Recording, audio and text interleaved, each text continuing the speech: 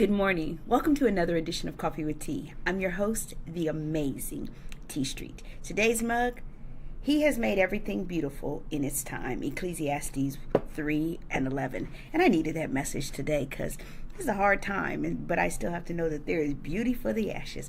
So I wanted to come on today and talk about the topic, don't skip the process of accountability.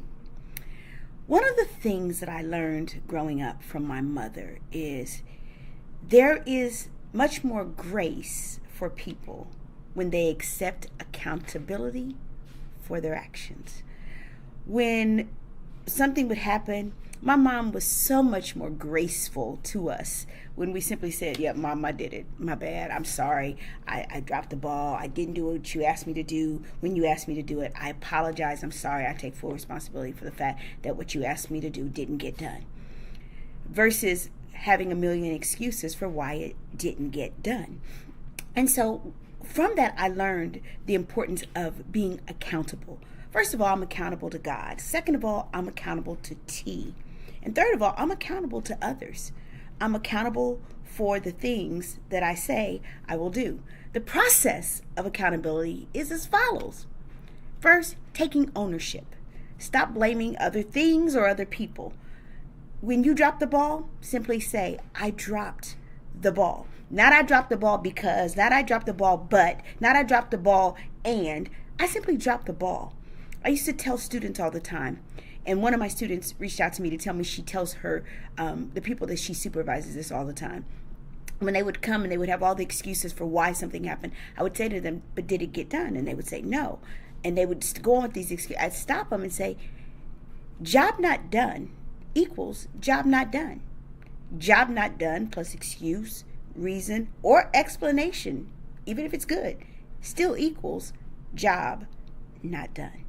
It doesn't change the outcome simply because you have an excuse, reason, or explanation. Take ownership and be accountable for your choices and the things that you do. That's a really powerful lesson.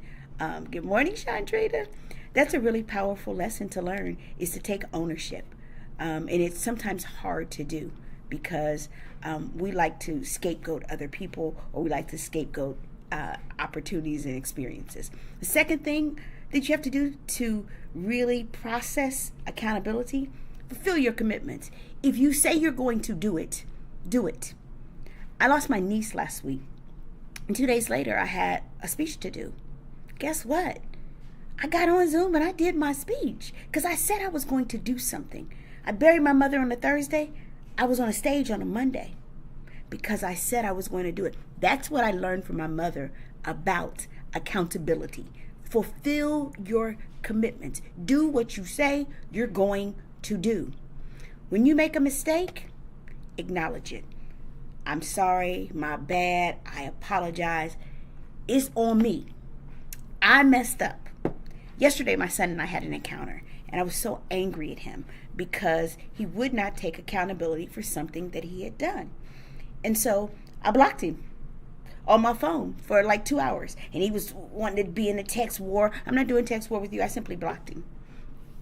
And I let him spend the whole day blocked. Later on, I unblocked him. And when he realized he was unblocked, he acknowledged his mistake. Said, "Mom, I understand why you were so upset." He went on to share with me, I'm not going to make an excuse because I know that it doesn't change the outcome.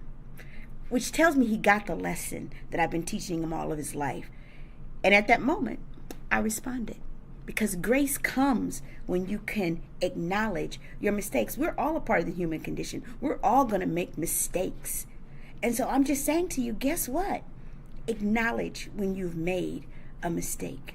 Because that's a part of the process of accountability. Be transparent. Guess what?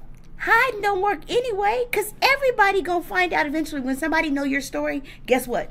They love to tell your story. I wrote a whole book because somebody loved to tell my story about juvenile delinquency. And my mother said, "Will you please just write a book so you take the power out of their hands? Stop letting people blackmail you with your own life. Tell the story. Just be transparent." So I did. And guess what? It opened up avenues for me to be able to reach kids that other people can't reach. Because when I told kids my story of juvenile delinquency and all that I had been through, they understand that the comeback is real, not just for me, but it can be real for them. Be transparent, because that's a part of accountability. Don't go hiding when you've made a mistake. Don't go hiding when you didn't fulfill a commitment. Simply acknowledge it and tell folk, my bad. This is my story and this is my song. Finally, once you know better, after you've done all these other steps, you've taken ownership, you've fulfilled your commitments, you acknowledge your mistakes, you've been transparent, do better. When you know better, do better. Learn from what you have done. Yep, learn from it and grow, because that's the process of accountability. All of us make mistakes, which means all of us are in need of going through the process of accountability. You know what? I'm the amazing T Street. I'm going to bury my niece this morning, so I hope that you will keep my family lifted in prayer. Her parents and her children and her grandchildren and the rest of her cousins and all the people who loved her. I hope that you will keep our family in prayer as we go to celebrate her life today.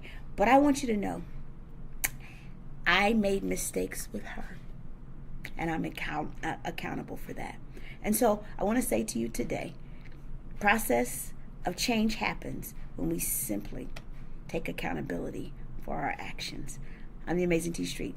Nothing amazing in me that's not in each and every one of you. So go off, be accountable, and have an amazing day.